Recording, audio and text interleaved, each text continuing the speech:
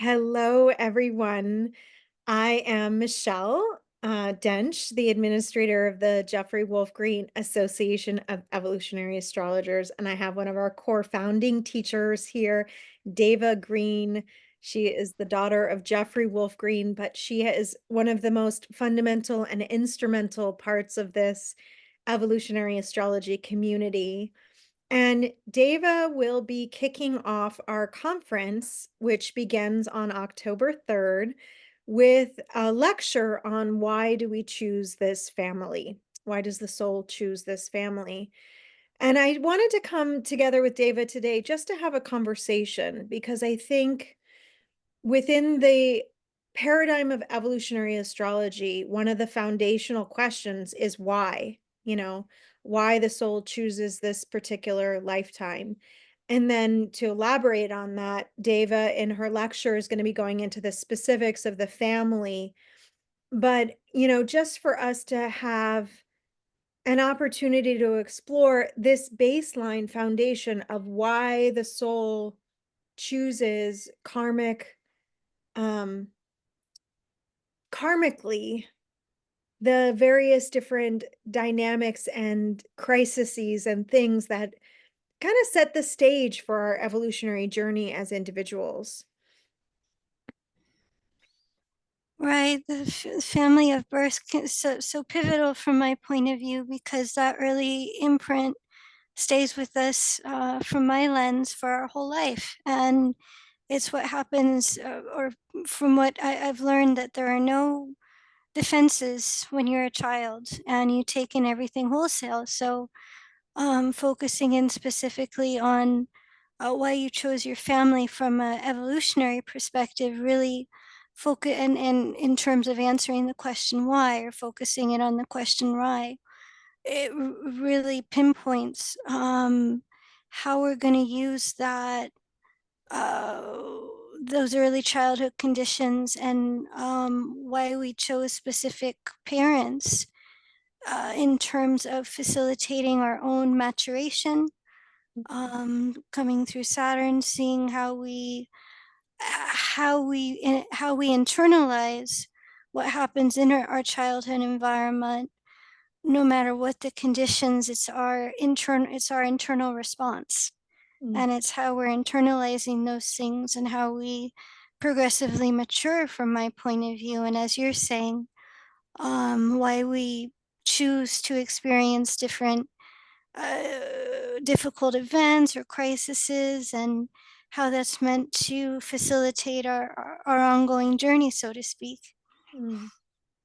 That's really, I can see how that's been instrumental in your life in terms of, bringing you onto a very specific evolutionary path as an individual. Um, do you find that when you're looking at the natal chart, there are specific areas that kind of can help us to point in the direction of that why, that deeper why question? Yeah, when you look at of course you have to put everything in the context of the Pluto paradigm. um when you focus in on the moon and Saturn, 4th, 10th house, the lunar nodes and their rulers, and also the planetary ruler of Saturn, north and south nodes. Mm, It adds dimensions in terms of the soul's progression in relation to family imprint mm, and how they've matured or desired to individuate depending on evolutionary state. So, really focusing in on, I would say, Saturn moon, 4th, 10th house, and also looking at the lunar nodes and Saturn's planetary nodes of Saturn, it can really fill in those gaps in terms of why a soul would pick a specific family and a specific childhood conditions. mm. That's really interesting.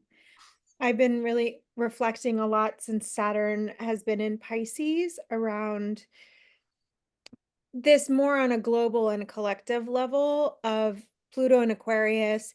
eh, That from a collective standpoint, we are all sort of part of a dysfunctional family system that is in a big period of evolutionary growth, right? And so many of us are trying to individuate from the systems that have created so much suffering in the world and so much oppression. So many of us are really finding our way to evolutionary astrology because of maybe coming from a family system Yeah. where, and the word that kept coming to mind was this karmic necessity, that a family provides a certain amount of karmic necessity for a soul's evolutionary needs in that lifetime to grow. And that's neither good nor bad, right? We can label sort of the family that we came into as, oh, I was the black sheep of the family and I had to lead, or whatever our experience was. But underlying it, it was part of the soul's core why. That's what I'm hearing you say. That's exactly right. And what you were sharing too is our response are either a cooperation or resistance that some can also seeing different people's response. For some, they don't fit into the family, they feel isolated or really don't feel any emotional connection much. And for them, I mean, they use that in a way that really helps them mature and really find their own voice in the end. Mm, And others have to, of course, ground into themselves. They respond to it in a way to where they kind of fall prey to rejection in a general sense. And so focusing on that bigger picture why, or focusing on what it's meant to serve or facilitate from the big picture or from the ultimate point of view, from the why, it can really help serve also for any of us to use those conditions in the best way possible. And that's also my intention, that even you can have the best family, so much support, and yet if you don't use that to your benefit, it's kind of all for naught. mm. So it's using any given condition in a way to where it can benefit you to the maximum. That's beautiful. And do you see the moon and how it's reflecting that particular family piece? Um, where the moon is like shaping the ego identity as a core piece of that puzzle of figuring out the why? Absolutely, the moon and the nodes, because the south node, from my understanding, corresponds to the early our response to the early child imprint, meaning we come in and we gravitate to the emotional patterns of Pluto, and specifically the south node being conscious security. And the moon then is going to be the bridge between the south node and the north node. So let's say, for example, if we find ourselves in situations where we have a fourth house energy and we're either feeling smothered, there's too much, too much smothering, or there's smothering, or that the soul feels that it can't mature beyond its parental figures in some way. It's just kind of playing around. But let's say we have a north node in the 10th, but we have a moon in Leo.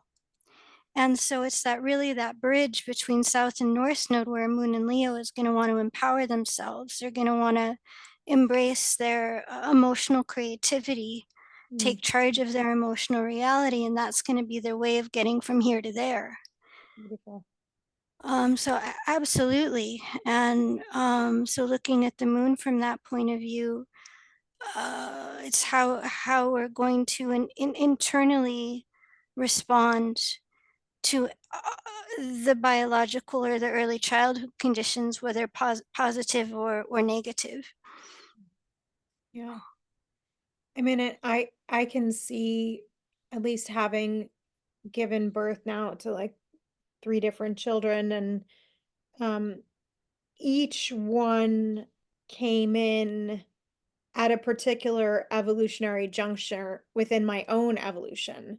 So it's both and it's bi-directional, I think, the evolution that happens within the family system because every single child has kind of pushed my soul further into a different stage of my own growth. And sometimes it was through karmic situations that unfolded with that child that really forced me to face past conditioning that I had not yet resolved. And other times, it has been that I was ready for, sort of a rebirth, but the child came in a way that catalyzed things that I wasn't even aware that needed to be, evolved. And I really think, um, what you're pointing to with the moon, um, it kind of, to me, it reflects that deeper piece that I'm often repeating from EA, which is that evolution happens through the emotional body. And that the family system as is kind of the core foundational blueprint for the emotional body, whether we're aware of it or not. Whoever was raising us, however those original conditioning and imprints that you're talking about. But do you think that some of that conditioning is also carried from the past life or sort of ancestral family imprinting? Absolutely, you can see that through Pluto, the South Node, and its ruler, Mm, in terms of the past conditioning, and what the soul will bring in from a past life point of view. So absolutely, it's what we carry in, and also the moon too, in terms of what we our current self-image or how we see ourselves. And mm, that can also be linked with the past in terms of the moon being the bridge and how that shifts as we embrace Pluto's polarity point in the North Node. So absolutely, from my point of view, that speaks to the shifting self-image, or how over time, as we make those pivotal emotional shifts, our self-image will naturally reflect those internal changes. mhm. And in a way that is a bit it's Saturnian in a sense because it's the same way as we're maturing and developing that we begin to see ourselves differently. When you start something and you're a novice and there's a sort of lack of confidence or stability, and then as you begin to develop in a particular, whether it's a career path or a spiritual path or any particular aspect of our development, it seems like the Saturn element of that moon Saturn is that we build that individuation just like we would have from a parent. Just like a baby is ultimately totally dependent on its source all the way until, my toddler can do a few things, but if they're left in the room by themselves and it becomes quiet, I know that something's not right. Versus, maybe 10 or 12 or 15 or 20, you know, and I even look back at, like, my younger self in my 20s, and I'm like, "Well, what I would tell my kids now is don't get a tattoo before your first Saturn return because you're more than likely to regret the decision."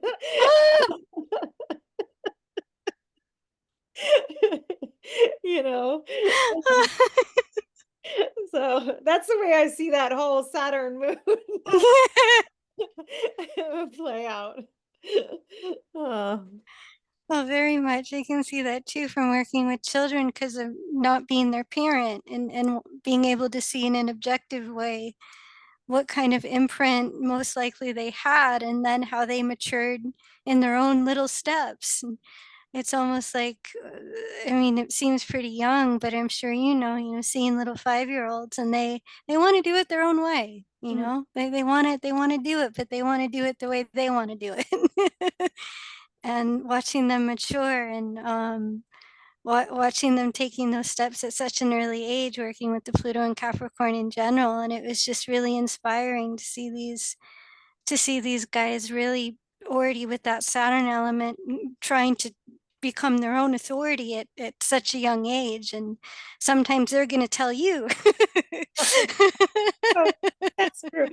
My my Capricorn son, she is often telling her brother, You are not the boss of me. Mommy and Ari are the boss of me, but you are not the boss of me." I've heard that many times too. So great. Um, well, I'm curious too, because we're looking at all of this through the lens of the natal chart. You know, I get this sense that we come in already sort of pre-programmed with all of this. Like that is why children are able at such a young age to show who they are if we're really looking and being curious.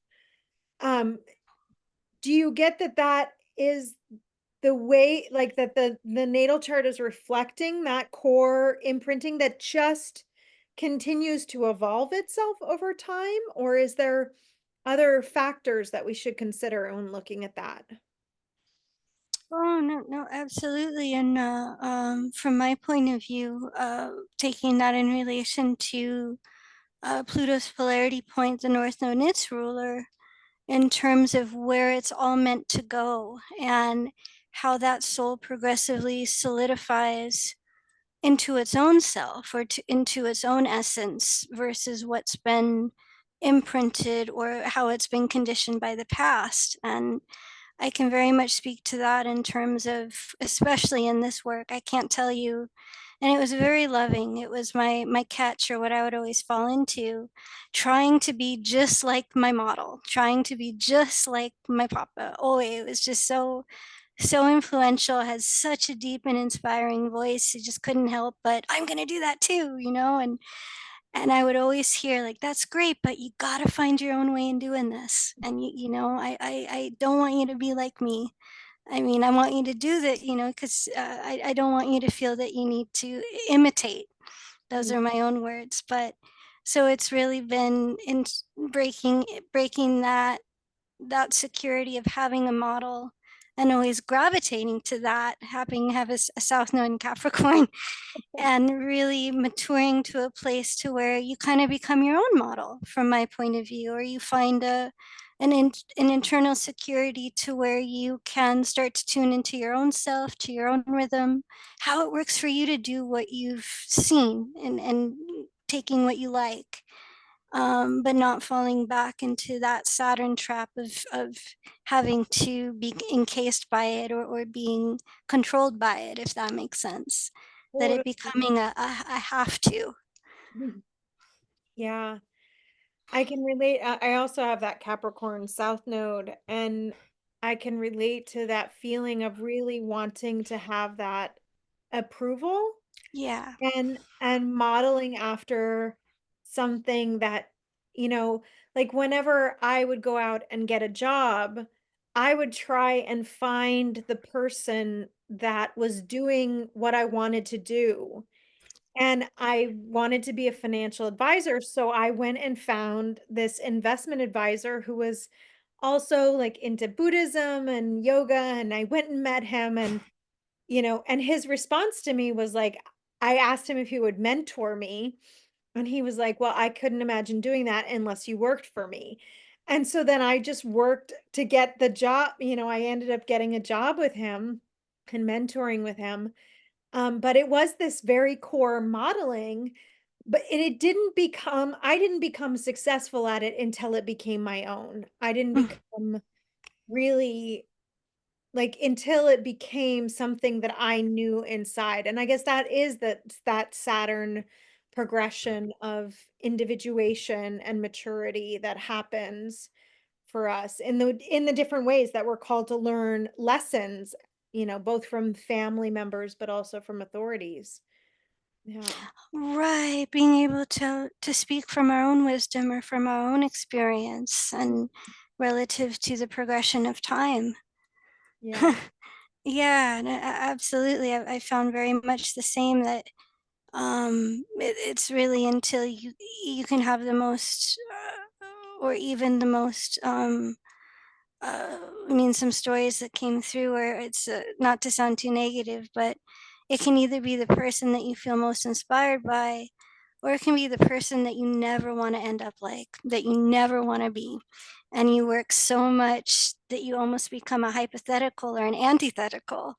And Mm, that doesn't work either because then you're just opposed. You're just, okay, this is what I'm opposing. yeah. It's like, oh, I've seen little ones do that too. They're like, no. They're like, I'm just gonna go to the opposite and I'm gonna be nothing like that, or and it's just what you're saying, that when it's from my perspective, Saturn moon and fourth tense, and how you can ultimately mature into your own internal rhythm, or until you can internalize your own imprint and make work for you. As you're saying, you became successful when it became your own, and to me that indicates the moon in terms of how things were internalized, and becoming a source of internal security rather than drawing from the external model.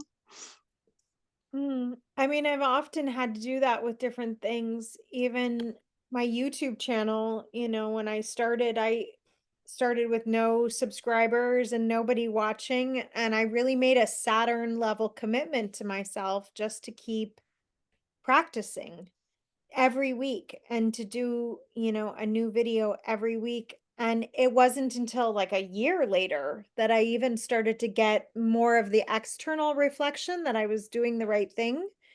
But it took sort of the commitment to, you know, do the thing that would bring the individuation. I like what you're saying though about how the antithetical choice, because I mean, I know like a lot of people, if they're growing up in a family where their father is an alcoholic or violent, or they have an experience of being abandoned or betrayed in a certain way, there can be that internalization of, I am never going to be like that. And I know in my own parenting, it's been the hardest places to receive the reflection of where I'm being like my father in a way that I would never want to be like. And the most humbling, really to, I don't know, I haven't quite figured out my way fully through evolving that. Are there things that you see relative to the natal chart that can help us with that? Yeah, from my point of view, I would really draw upon the polarity points in a general sense. I would also include the planetary nodes in general to Mm, fill in the gaps, along with the lunar nodes and the planetary nodes of Saturn. It's where it's all pulling you, and it's where it's in a where you'll be finding your own way, for example, and how you can make those tough spots work for you in terms of where it's all pulling, or where it's all leading to. So mm, it can be more of a tool or a resource, and a way to measure if you're finding your footsteps, or if you're following your natural path where you're meant to be going, or if you're gravitating more towards the past modeling, or perhaps just creating an opposite reaction, a reaction to it, instead of pulling you along your own authentic way, if that makes sense. Oh, absolutely. I've never really thought about the North Node as really being that kind of helpful asset in that development, but that's really beautiful.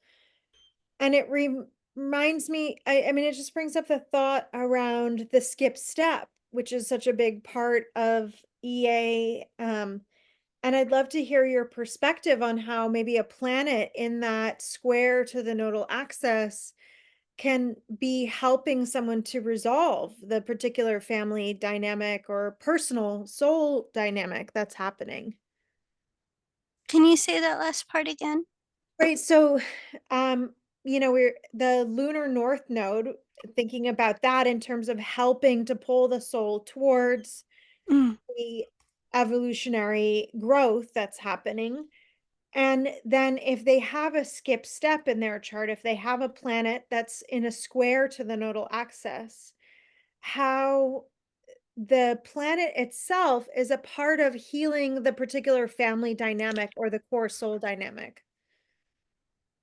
Yeah, seeing that North node that it's progressively how the soul's evolving self-image, or um, the developing self-image. So the soul will create a specific self-image to internalize and consciously integrate um, eh, the Pluto's polarity point. So it's a way of saying, here's how I'm going to integrate myself. Mm, Here's how I'm going to integrate who I'm becoming or who I am.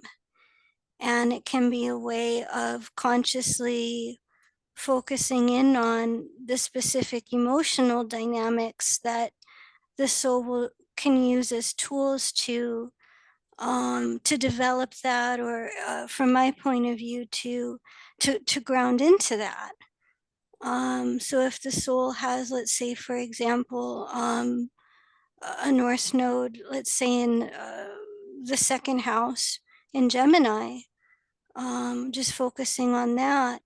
From my perspective, that would very much speak to a self image that's meant to develop in terms of really grounding into its own communicative skills. Of course, you have to put that in context of the whole chart, but just based on that, you could see that part of the intention is for the soul to communicate its own viewpoints, or to communicate its own voice, to gravitate to information and self-expression that really reflects their values. mhm, And that can be a way to offset, let's say, for example, if they had a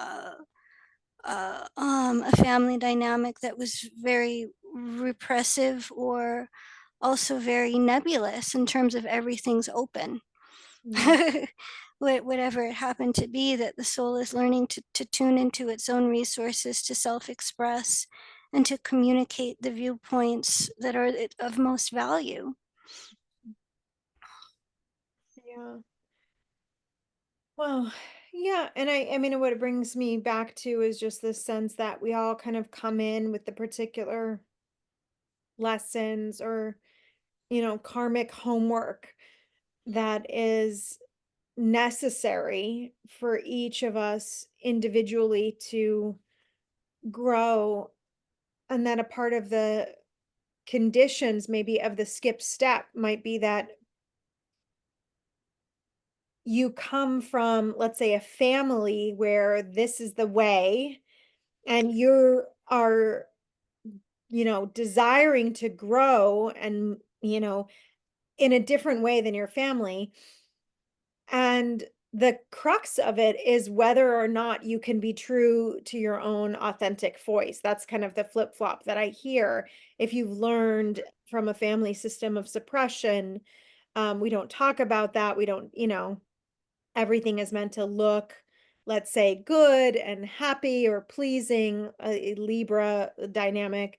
But in reality, that's not necessarily the experience of the individual to for them to be able to learn how to express themselves, their feelings, their emotions, and be honest about having a different perspective than the rest of the family model, which is, not to feel or not to share things that are not pleasing.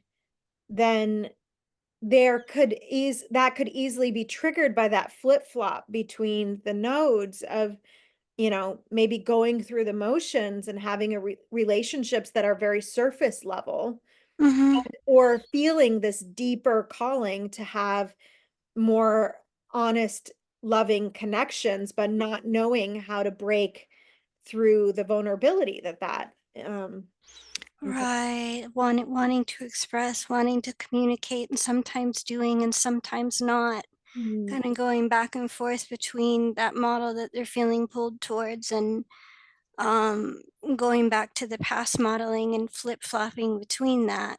mhm. And just as you're saying that, whether they can own their voice, whether they can be true to that or not, absolutely. And then they can be going back and forth, and that would, if it's a skip step, that would be something that, until it's resolved or until the soul works on it, from my understanding, it's key, because it's like a rings past knot that Mm. that'll keep going back and forth until there's consistent effort. That's wonderful. Yeah, and when people are, kind of thinking about their own family dynamics, what just occurred to me is that there are often also family members who are encouraging of evolution. Like I would imagine you wouldn't be here where you are if it wasn't for the fact of your father, having following his calling and doing the work that he did.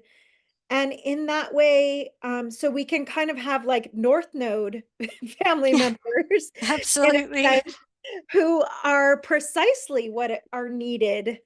I don't know yet for my own children, and I don't want to project into their future so much, but I see um Ari, he's a brilliant musician, beautiful, and he can create song and copy music by ear, and really it's quite amazing.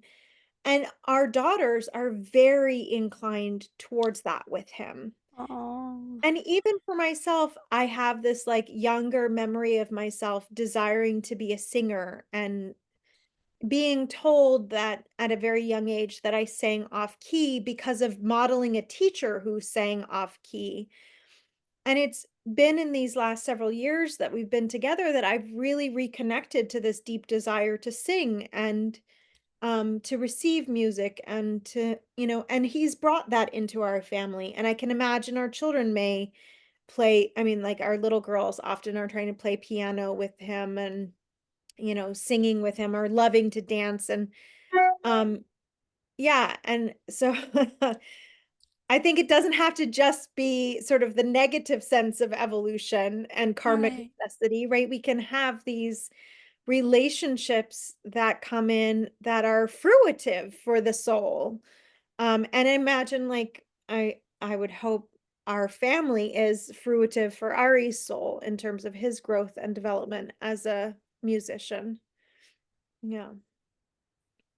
Absolutely. It's having those pivotal or key family members that, as you say, is that North Node experience, and can become incredible guides and mentors in terms of finding your own way, or maturing in the ways that we feel called towards. And the inspiration around really focusing in on why we pick our family, and what that's meant to facilitate in the long run. And as you're saying, the very deep blessings Mm. that can come from those very key and inspirational people who couldn't have done without. So beautiful. Well, we wouldn't be doing this conference without you, and most importantly without Jeffrey Wolf Green. I mean, um our association and the teachings and the School of Evolutionary Astrology really are devoted to how these teachings can be so powerful and instrumental in people's lives. And I'm so grateful to you, Deva, for being a part of this with us. And um, I'm so excited for your lecture. I think it's going to be a really wonderful learning experience. And also just for this conference as a way for our EA family to come Yay. together. We get to be live with each other for 4 days. We start on Thursday morning Pacific time with a kickoff panel. It's just after the last eclipse in the Aries Libra eclipse cycle. Oh, And wow. yeah, it's like a Libra new moon. Totally a karmic family healing. And we're really, doing this really in honor of your father's work and the School of Evolutionary Astrology and bringing together people to just learn together. And we have so many amazing teachers who are also coming together with us. So I'm really looking forward to this experience. Um, for those of you who are interested in registering, there is a coupon code right now through July 31st. So we have 5 days left in our early bird access, and that takes $100 off of the full conference pass. You can use the word early bird as your coupon code to get the discount. That goes away July 31st.